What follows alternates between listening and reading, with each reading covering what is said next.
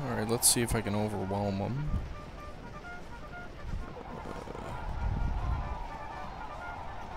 Man, my regiments are so small. I mean, 80 men? Oh, no less than that. Jeez. Well, one regiment surrendered. If it was more like a company, but anyway, one surrendered.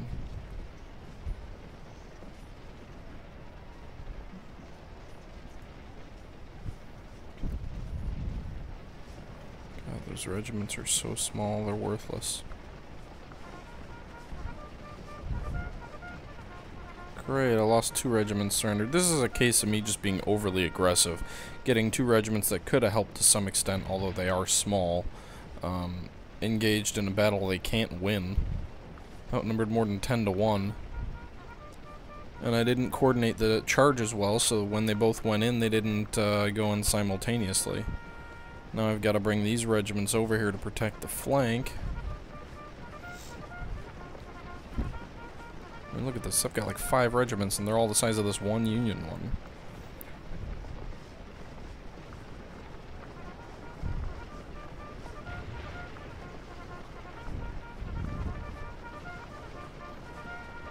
Charge them into the fire in column formation. We'll get them through the fence faster.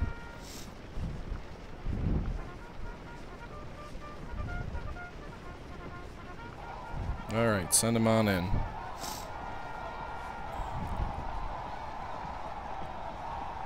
Send in 3 regiments to charge.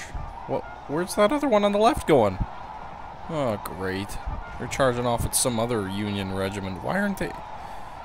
Well, that... Ugh.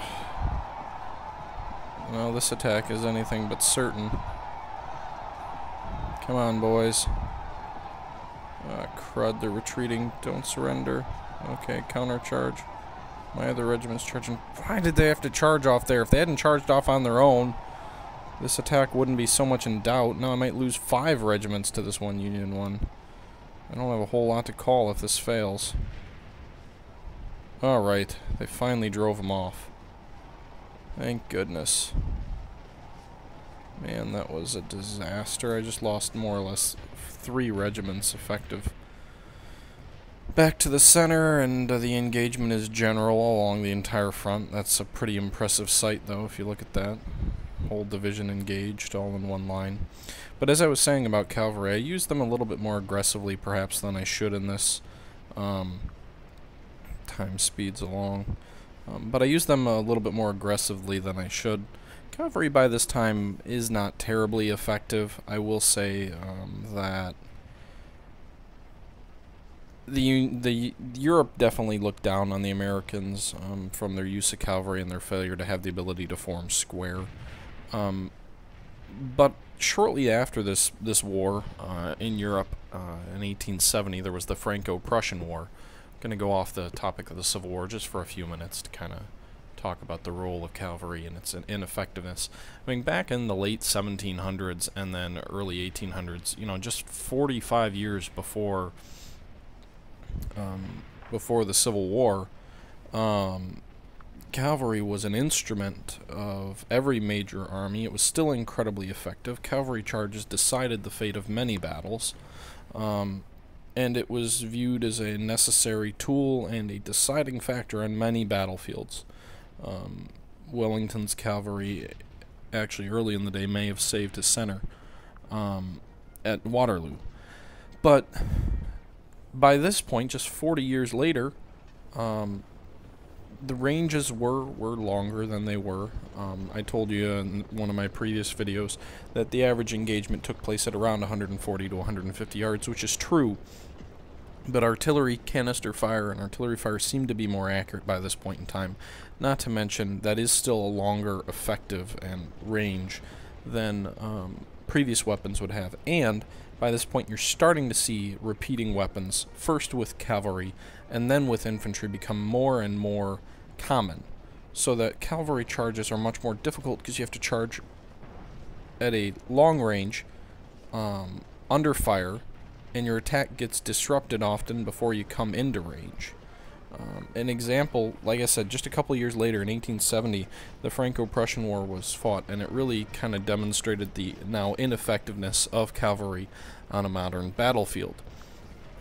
Now, part of this is due to the fact that the Germans, and less extent to the French, now had a lot more repeating weapons, especially artillery. This was really a game changer. The German artillery especially was very well equipped and had breech-loading weapons. The French were behind in that matter, but they still had, you know, much more repeating weapons than was the case at this point in the Civil War.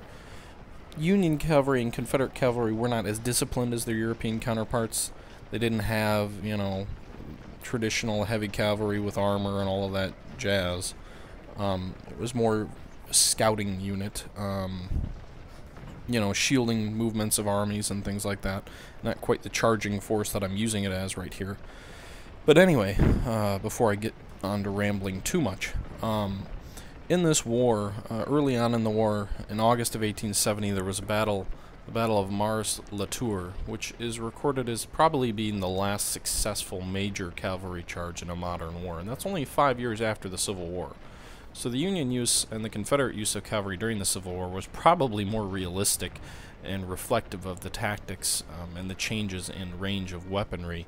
Europe still clung to the use of cavalry as a deciding factor on the battlefield, and they would continue to cling to that impression for a while, actually, largely as a result, supposedly anyway, historians have made the argument that as a result of the one success in the Franco-Prussian War, cavalry maintained its place in European armies for years to come.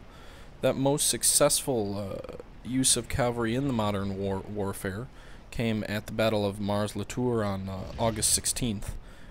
The Prussian army, the Prussians, this was essentially Germany's war that unified it into the German kingdom, but or German Empire, but they're fighting France. They're technically still the Prussians, and the German commander had his infantry reserves were exhausted. They were being harassed by French artillery, and he needed to deal with it, but he didn't have troops to send forward because his infantry had been heavily committed, and they basically had to stay back. So he sent an order to the commander of the 12th Cavalry Brigade in his army. It was General William Adalbert von Bredow, asking that he silence the French cannons which were harassing his force. Von Bredow had about 800 horsemen, and they launched a cavalry assault. Now, von Bredow did a great job of masking his force, using smoke from the battle, using terrain, so that his troops didn't actually come out into view until they were only about 1,000 meters from the French lines. They were already, you know, charging the enemy, so they came in at close range already. They had that advantage, about 1,000 meters away. They charged through the French artillery lines, broke through, routed the guns, caused a lot of panic in the French lines. The French tried to counterattack them with 2 cavalry charges of their own, but those were ineffective in their countercharge. So essentially there was this successful charge by von Bredow. It was known as the Death Ride, though. That should kind of give you the hint that cavalry isn't the weapon it was during the Napoleonic Wars, when it was kind of the ultimate deciding factor in many battles. Of his 800 horsemen, only about half returned. Only about half made it out of that battle. But it was this effective use of artillery in essentially deciding the battle. That routing of the French cannon decided the battle in the Prussian favor. And it was that use of cavalry which, at least among military historians, has kind of perpetuated a myth that this charge led to cavalry remaining in the European armies for about another half-century. I mean, even into World War I, cavalry was still being used, despite the fact that it would have been suicide to launch cavalry charges. This one success, I mean, this is only 5 years after. I mean, it was 50% casualties. I mean, that's not really a successful charge, I would say. And that one success was countered later in the war at the decisive Battle of Sedan, or if that's how you pronounce it. The French army this time organized a charge by 4 regiments of light cavalry to try and save the French army. The French army was encircled and being defeated, and the hope was that these cavalry units could break out and help the infantry get a line of retreat open. The French charged 3 times, and they were mowed down every single time, and failed to even dent the German lines. I mean, they pushed off some German skirmishers, but they failed in all respects to push back the lines. And here, just talking briefly, we are looking at the southern portion of the battlefield, I believe. Kind of having trouble seeing where I am right now.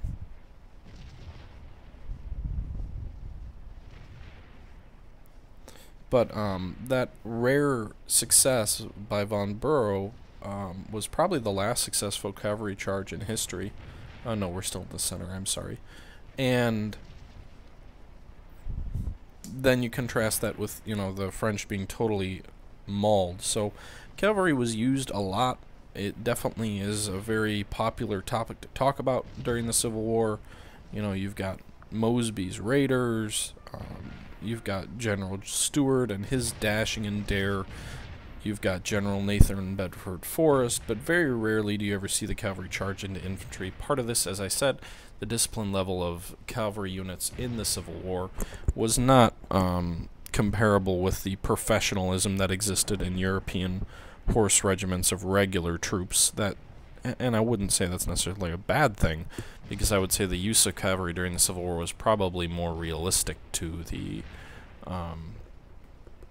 weapons of the time. Perhaps having a less professional cavalry force, more or less with just men who are well equipped and good riders, less professional soldiers, was actually a better thing for the casualty figures than if cavalry had been used more frequently.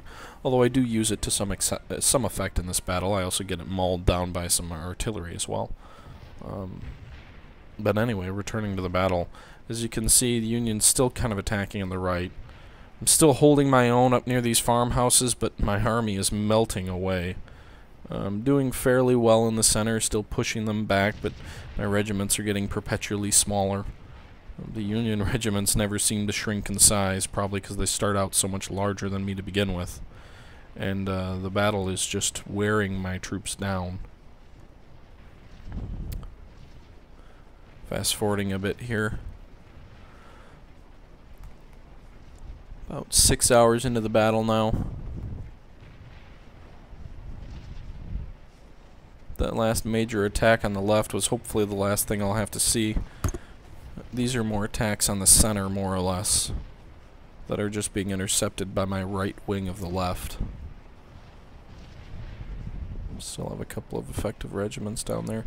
Haven't stripped my troops from the southern portion. I'm hoping that helps me deal better with Burnside's, who's already crossed the bridge, by the way. This major battery here has really been instrumental in helping me kind of hold my position, hold my own. They've inflicted quite a few casualties on the Union.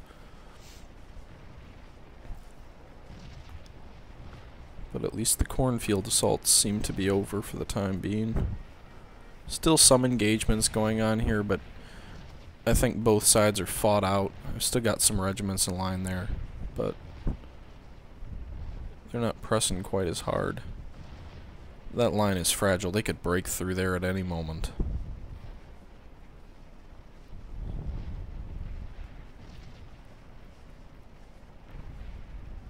Goodness.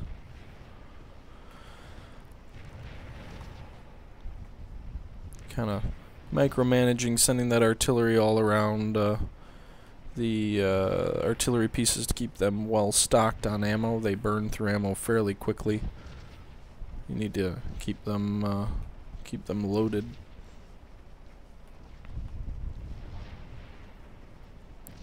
Not sure if those buildings were historically on fire or what the story is with those, because they were smoking from the start of the day. Alright, good. Another Union regiment retreating. Good, good, good. Left looks safe now or the right looks safe now for a while. Let's check out the center here. Kind of firing into their flank line there. Still a general engagement along the whole line. Really should have withdrawn those forces back to the better defensive positions on the sunken road, though, rather than letting them duke it out. I mean, the Union troops there are sheltered by fences and cornfields and other things like that to hide them from view, whereas my men are just sitting in the open field once again. Poor tactics employed by me are costing me casualties which I can ill afford. The attack on French's flank was very well done in my opinion, but since then I have not performed all that well.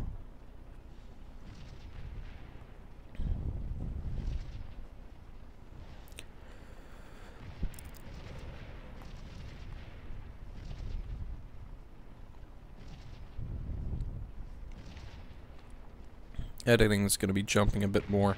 The battle's become more fragmented. There's still heavy fighting going on in the center and then a little bit on the far left. Main fighting probably will come in the south from here on out.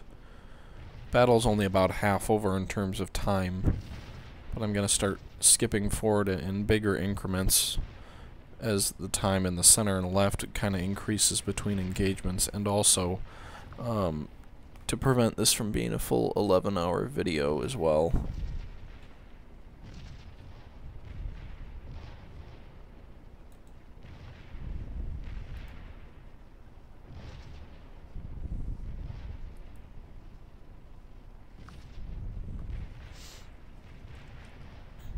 More attacks on the right. One more regiment coming in. Man, look at those dead bodies. That is a lot. If you don't have a high-end system with this game, it really can slow your computer down a lot. I mean, the frame rates on here aren't even great. I don't have a super high-end graphics card. It's a GTX 550 Ti. Not a bad graphics card, but, you know, it's not an ultra high-end one either. It kind of fits that middle range, you know, mid to upper range graphics card in my opinion. I'm kind of excluding the $2,000 to $3,000 graphics card as being just unrealistic. I wouldn't really class those are more super graphics cards. But yeah, and this game can also be a RAM hog as well. And with all those individual spirits, one for every 4 people, you could see why.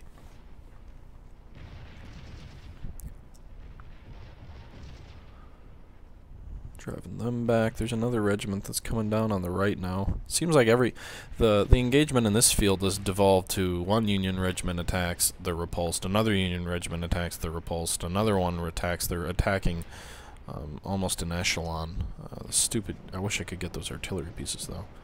A little bit further over, the engagement's still pretty heavy on the far left now.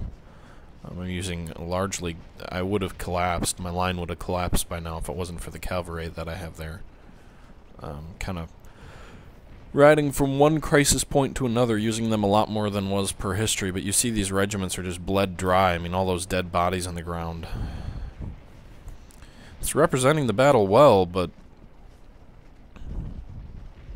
not sustainable, that's for sure. I need to stop sending them forward. Pull them back to the woods. I need to pull them back to the woods. Get them in some defensive ground. Don't stand in the open and trade fire with an enemy twice your size. Here we've got some fighting going on in the west woods.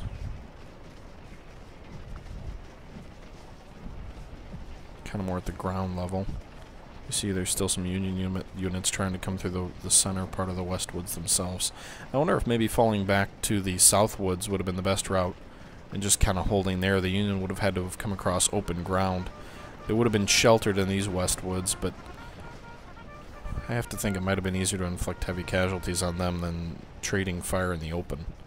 Especially because it seems like a lot of my units, you can still find out, and we're looking here at the... Why are they coming in behind me?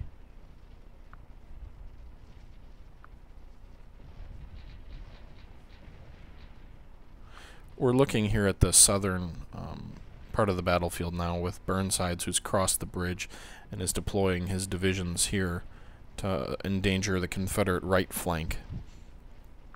That last element that started at around 10. I've pretty much ignored it, but a large part of the fighting is going to shift south, where Burnside's 9th Corps is now attacking.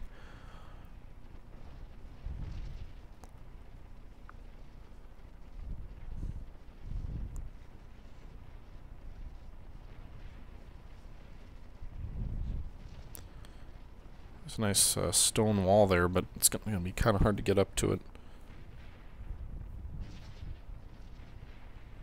And here in the center, back to the center battlefield, this is just near the center bridge.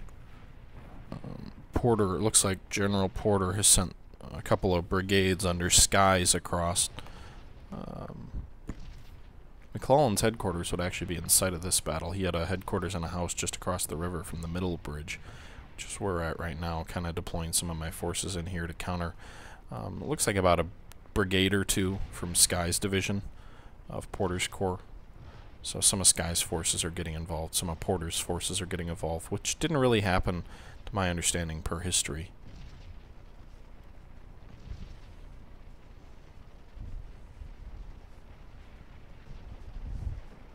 Moving back to the southern part of the battlefield, deploying my forces there.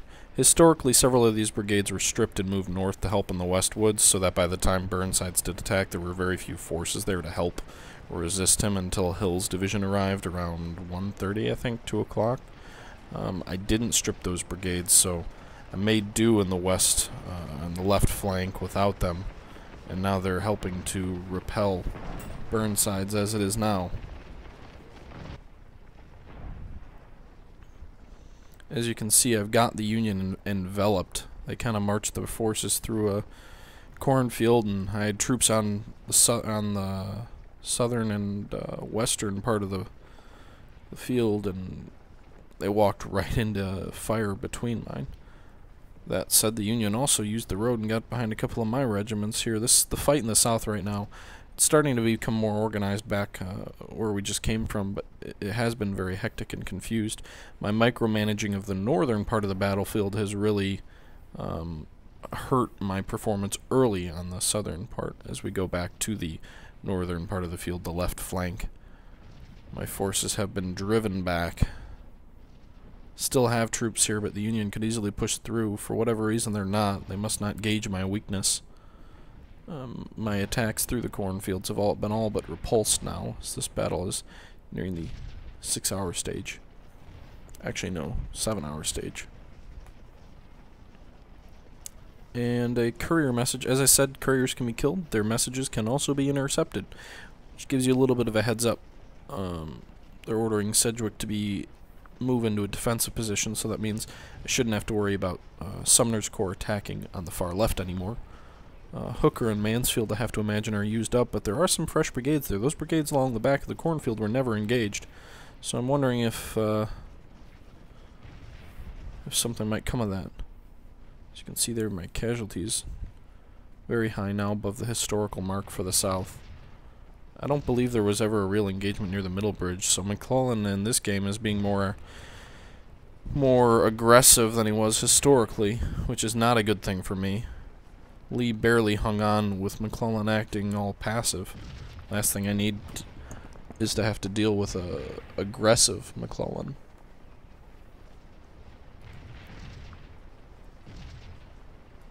Certainly won't make my job any easier. Lord knows I could use these brigades elsewhere, instead of having these men run and retreat. Now I've got to rely on some cavalry to try and hold the line against this Union brigade. He's not aggressively deploying Porter. It's only about 2 brigades, I believe, that he sends across, and then also a brigade of cavalry. But, you know, altogether that would equal about a Confederate division, so certainly more than he did historically.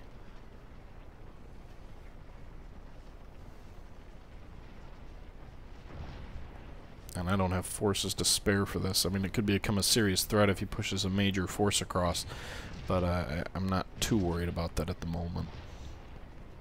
I don't deem that terribly likely.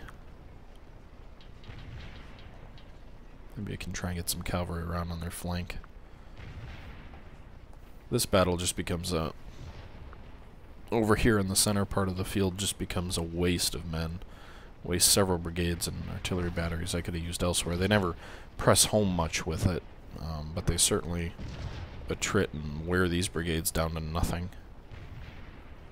Falling back might have been the more intelligent route.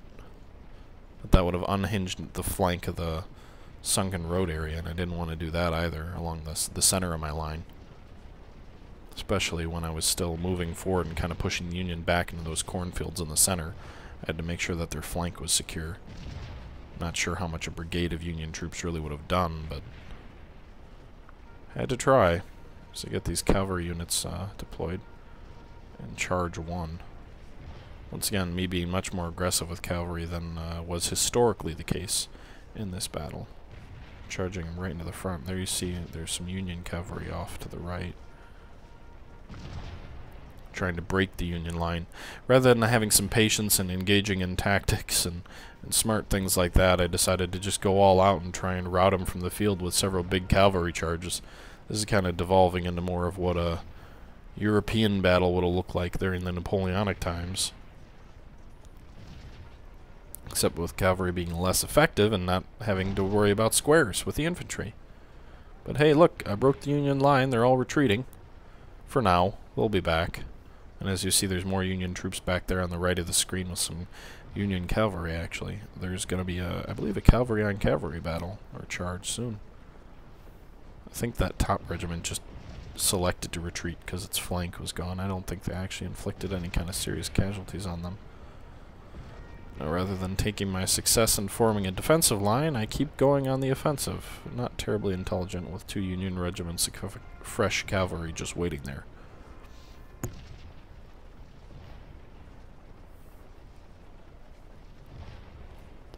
Cavalry's being fired into on the flank.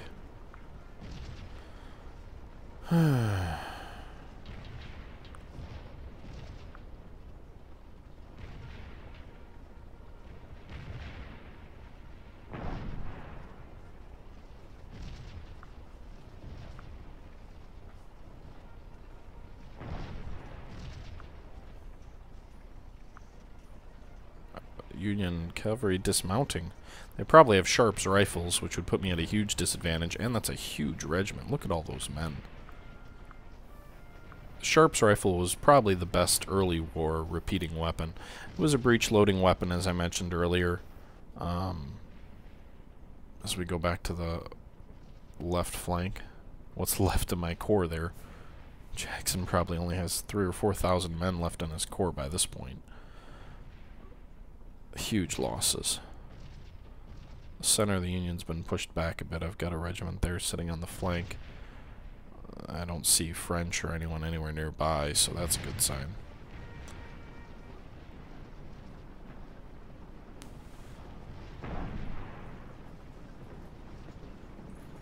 Fast forwarding a bit. Some Union regiments are marching down my flank through this gap between those 2 fields. That's definitely a problem.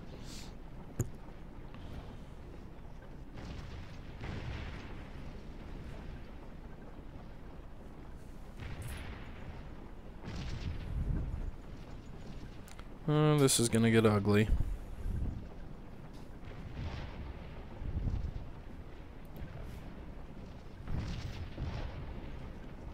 Hopefully my artillery can inflict some casualties on them while they march up in column formation up that road. Gotta make sure they've all got ammo, though. That's another example of me micromanaging when I probably shouldn't. Bothering to send, you know, a wagon around to reload the artillery. Yeah, I should be able to handle that. And then I'm advancing some infantry on their batteries there, because if I just face the infantry marching down that road, I'll get my flank torn up by their canister fire, because they're pretty close. Man, look at those dead bodies.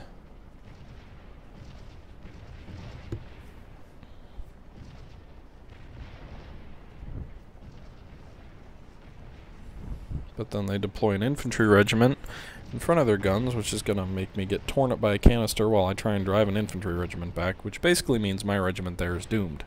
So maybe we can bring some cavalry over to try and help. Because that seems to be my solution for everything. There was a canister shot. Canister, if I've been talking a lot about it, but for those of you who aren't aware and are still watching, canister fire is basically a box full of BBs, large BBs, more like marbles. It's kind of like a box of, you know, hundreds of marbles that gets put into the canister or into the artillery round and is fired at close range into the enemy troops. As you see there, one shot dissuaded my cavalry from charging. I told them to charge again and disregard the retreat orders. Captured one battery, and now they're retreating.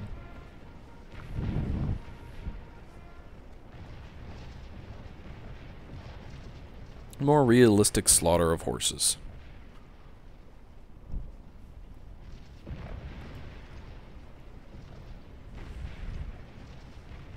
I can't keep the infantry there, they're just getting torn up by their canister. Union infantry's retreating. Maybe I can charge. Jeez. Maybe I can charge one of these regiments, form them up, charge them into these guns. There goes the cavalry. Union infantry forming up. Probably trying to go into the flank in my center, but cavalry's or artillery's firing into them. Hopefully can inflict enough damage on them, then they might not advance. Another brigade coming down up there. Great. I did capture some guns, but they're being driven off now. At least that got rid of one of their batteries, basically. This is where really my army is just coming apart. I mean, there's not a whole lot of men. When units do get fully routed, one thing worth saying, I mean, I've taken well over the historical amount of casualties, but when units do get routed, often they'll be routed from the field.